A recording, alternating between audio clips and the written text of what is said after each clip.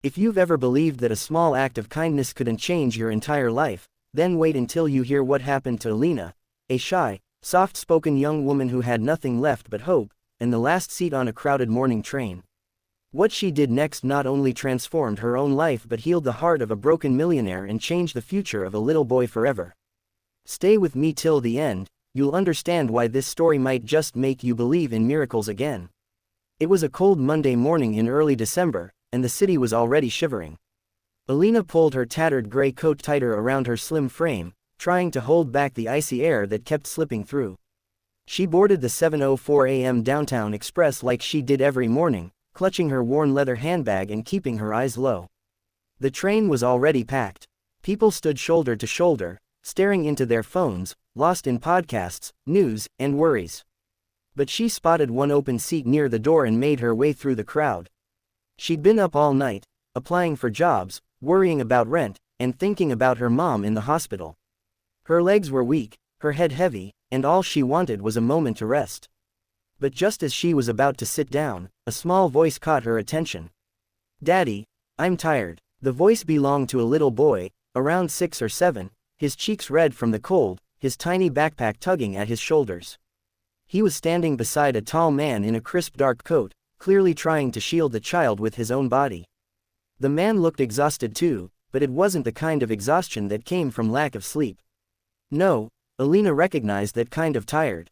It was the kind that wrapped itself around your soul, squeezing it tight. And in that moment, something inside her shifted. Without hesitation, she stepped aside and said softly, "He can take the seat." The man blinked. "Are you sure? You were here first." Alina smiled gently. "He needs it more." "Really?" The boy climbed into the seat with a grateful smile, and the man gave Alina a long, searching look, as if he was trying to understand who she was and why someone would give up comfort for a stranger. "Thank you," he said. "That was really kind." She shrugged. "It's nothing. I hope he gets some rest." They rode together in silence. Alina clung to the rail as the train swayed. The boy eventually fell asleep against his father's arm. The man, whose name, she'd later learn, was David, kept glancing at her. There was a sadness in his eyes, buried deep, as if he'd forgotten what kindness felt like. The train stopped. Alina gave them a quick smile and stepped off into the gray morning. She didn't know that he'd watched her go, standing still until she vanished into the crowd. What she also didn't know was that David was the new CEO of D&B Technologies, one of the largest firms in the city, and a single dad with a heart still healing from the loss of his wife just 2 years ago. Every morning, he'd ride the train instead of taking his chauffeured car because his son, Max, liked the trains. It was their thing, a moment that still connected them in the chaos of their new life. But that day, that moment, it stirred something in him he hadn't felt in a long time. Alina went about her day applying for more jobs. She had a degree in communications, but no experience. Her dad had left years ago. Her mom had cancer. She couldn't afford to think about herself. She didn't know that someone had remembered her name, not her name, exactly, but the way she had smiled, the way she had put a child's comfort above her own. The next morning, David and Max got on the same train. This time, there were no open seats. But he recognized her. She was standing by the door, same worn coat, same kind eyes. He moved through the crowd and stopped beside her. "Hi again," he said, smiling. She looked up, surprised. "Oh, hey, you're the father from yesterday. Did he sleep okay?" David chuckled. "He did, thanks to you." He paused. "Can I offer you a coffee?" Alina blinked. I'm sorry, I'm serious, just as a thank you. I know how rare kindness is in this city." She hesitated, then nodded. "Okay, sure." They got off at the next station. Max ran ahead laughing. David smiled and said, "That's the first time I've heard him laugh in a week." "You did that." At the cafe, they talked. She told him about her job search, though she left out the part about her mom and how she was about to be evicted. He didn't tell her he was a CEO. He didn't want to scare her off. He just wanted to know more. There was a peace in her presence. She was like sunlight breaking through storm clouds. Gentle, warm, unexpected. They began to meet often. On the train, at the cafe, sometimes even in the park, where Max would drag her toward the swings while David just watched with quiet awe. Slowly, trust formed between them. He told her about his wife, How cancer had taken her in 6 months. How he'd buried himself in work to stay afloat. How Max had stopped smiling for a long time, until he met Alina. Weeks passed. One day, she got an email, an interview offer. D&B Technologies. Her eyes widened. Wasn't that David's company? She hesitated but decided not to mention it. Maybe it was a coincidence. She didn't want a job out of pity. The interview day came. She walked into the huge glass building, heart pounding.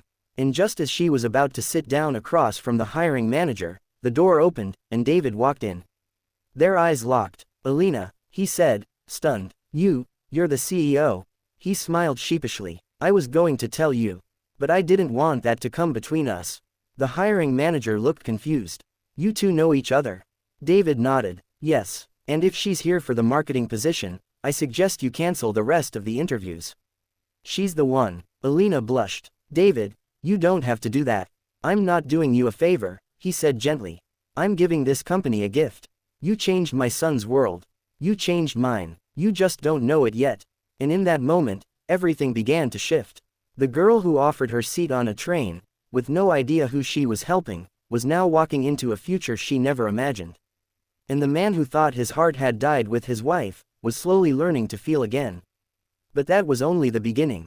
If you thought a seat on a train was just a seat, let me tell you, it was never about the seat. It was about fate, timing, and hearts that were ready to heal. What happened next between Alina, David, and little Max wasn't just romance or gratitude. It became a story of second chances, one that might just restore your faith in life, love, and unexpected miracles. So stay with me, because the ending will move you in ways you don't see coming. And don't forget to like this video and subscribe to the channel for more powerful stories that touch the heart. After the surprise reveal in the interview room, everything changed, but not in the way you might think. Alina got the job, yes, but she earned it. She worked harder than anyone else, often staying late, asking questions, learning the company's culture inside out. She never wanted anyone to think she got there because she knew the CEO. In fact, she tried to keep a healthy distance from David at work. But outside the office, something beautiful was blooming. It started with morning coffees, then weekend strolls with Max, then quiet dinners where their laughter echoed through empty cafes like music from another world. David began to feel lighter around her, as though grief was no longer the only song his heart could sing. He hadn't smiled like this in years, not since his wife, Julia, had passed.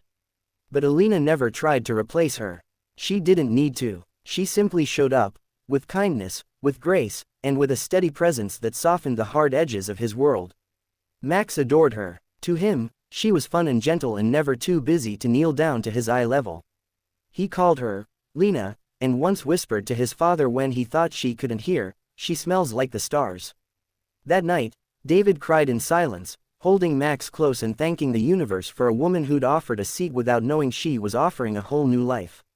But life has a way of testing our hearts just when they start to feel safe again. One rainy night, Alina got a call at the office. Her mom had taken a turn for the worse.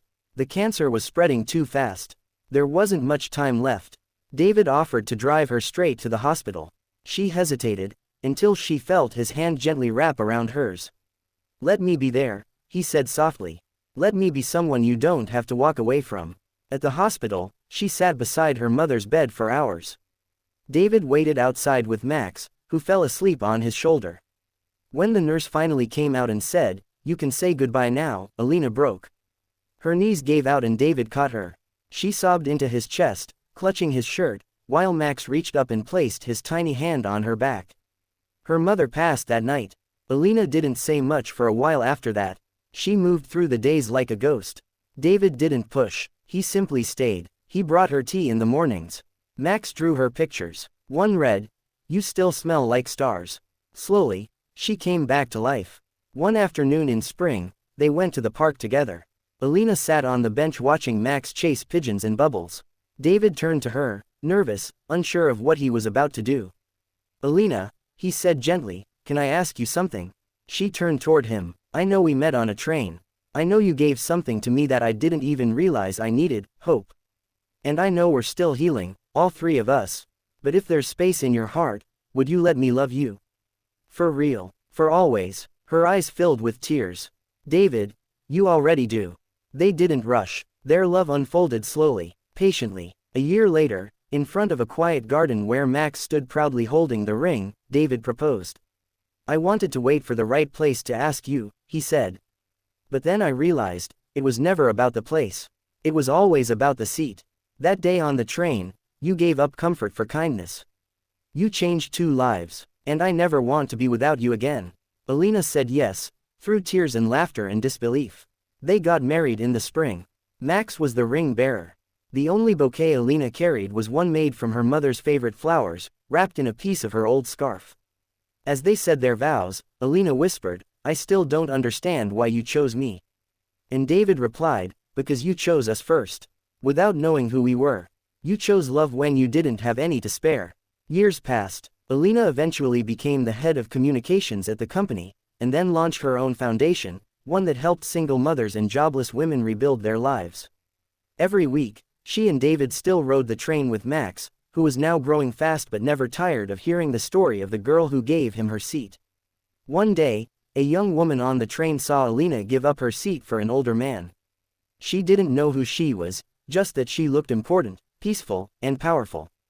That young woman smiled and did the same for another passenger a few days later, and so it spread. Kindness, quiet but powerful, because kindness never dies, it ripples. And so, dear viewer, the next time you see someone in need, someone tired, someone with heavy eyes or a quiet child, don't look away. Offer your seat. Offer your smile. Offer what you can. You never know who you're helping, or what doors it might open in your life. Alina didn't offer a seat to a millionaire CEO. She offered it to a tired father and a sleepy boy. She didn't expect love or purpose, or a future full of joy. She just did what her heart told her to do. And the universe, it took care of the rest. So if this story touched you, even a little, don't forget to like this video, share it with someone who needs hope today, and subscribe to this channel for more true-to-heart stories like this one. Because sometimes, the smallest acts bring the biggest miracles.